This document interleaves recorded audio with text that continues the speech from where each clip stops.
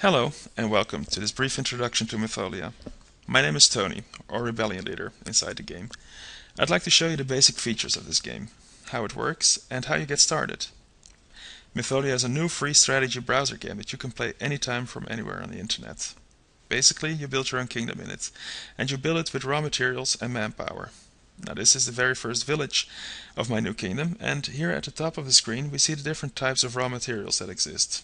There's food, there's wood, iron, stone, and gold. The next icon shows you the total storage capacity of this village. Right underneath the amounts that are currently in stock, we have the hourly production. Now let's take a look at our ecofields that produce the resources and how we can increase their production. This is the economic view of my village. The village itself is right in the middle, and it is surrounded by 8 different ecofields on which my raw materials are produced by villagers.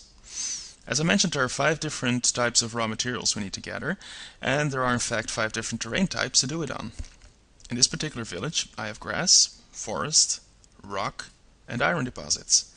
Gold deposits exist too, but not in this village, so I'll have to look for those when I decide where to build my next village later on in the game.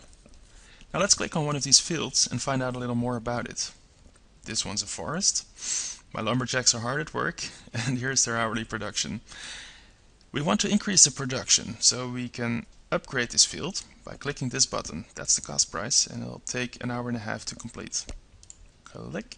There we go. Now we want to add a few workers if possible, and usually you just divide the land size by 10. The computer tells me that 11 workers would be optimal. Well, let's send another one. We still have 71 idle villagers left right now. And another nice feature is that you can change the activity on this field. We're currently woodcutting, but let's say we're short of food. Well, we can have our guys hunt. Maybe mine iron or gold. But you'll see the hourly production drop, so, well, let's keep it at woodcutting for now. As with most of these small windows in the game, you can always click the Help button to get more information, and if you want more extensive information, just click on the link to the wiki site. The next thing to look at is the village itself, so we'll click this buildings button here, and that shows us a few buildings we start out with, and I'll talk more about them in a moment, but first let me show you how to construct new buildings. By moving the mouse pointer around, we'll see empty building spots light up. So I'll just click on one of these, and that brings up a window that shows me the buildings I can construct there and their cost price. There are more buildings, and they're still unavailable at the moment. So I'll just click the Unavailable tab. That shows me a complete list and also why I can't construct these buildings just yet. And usually that's because of technologies that need to be researched first. Now the place to get that research done is at the university, which I can construct already.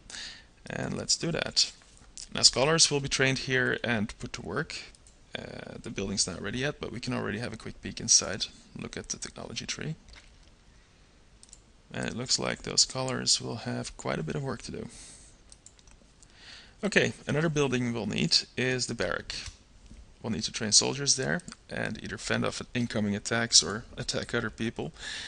And depending on what we want to do, we'll need to train either offensive units or defensive units. And if we upgrade this building, they'll train faster. Okay, now the buildings that we already have include a storage building right here. And as I told you before, the storage capacity of this village in its entirety is 14,000 at the moment. That's because 10,000 is stored in the building here, the storage building, and 4,000 goes into the town center over there.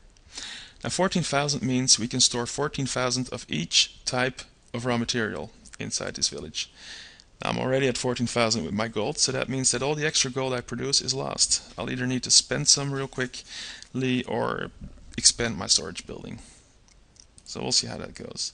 Now since there is no gold mine in my first village, I have received a little free statue that generates free gold. That's going to be quite useful.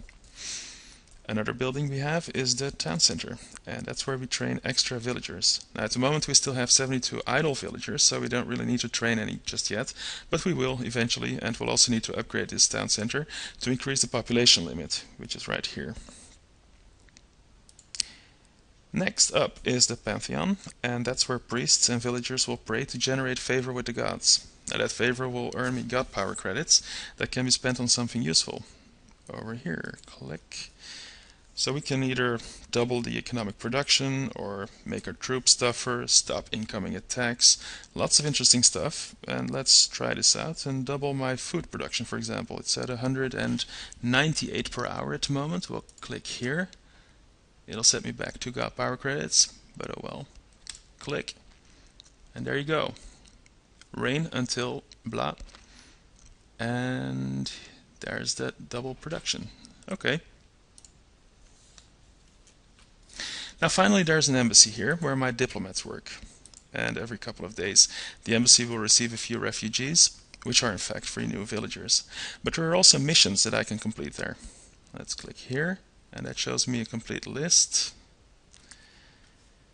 And also the rewards that I can collect. It says here that if I build a storage level 5, this is what I'll receive. Well, if I'm not mistaken, we already have a storage at level 4. So we'll just upgrade the storage, get it to level 5.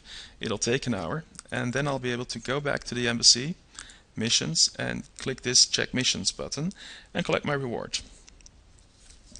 As I upgrade the building later on, I'll get more missions to complete and bigger bonuses. So that's good.